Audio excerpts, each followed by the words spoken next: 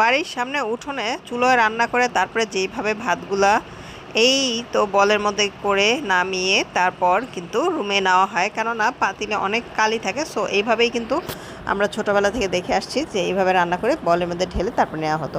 আর এদিকে আমার বোন কাবাব বানাচ্ছিল, আর উনি হচ্ছে সালাদ স্পেশালিস্ট, উনি হচ্ছে আমার নানু।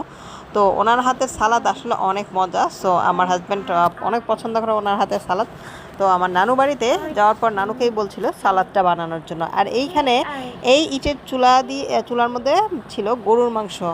এইখানে আমরা গরুর মাংসটা বসিয়েছি, যেহেতু চুলাটা একটু ছোট ছিল সো এক্সট্রা চুলা বানিয়ে সেখানে মাংসটা বসানো হয়েছে।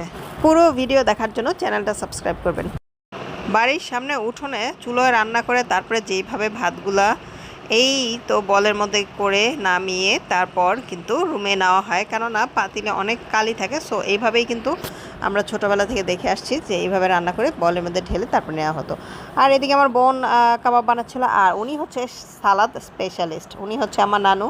তো ওনার হাতের সালাদ আসলে অনেক মজা। সো আমার হাজব্যান্ড অনেক পছন্দ করে ওনার হাতের সালাদ।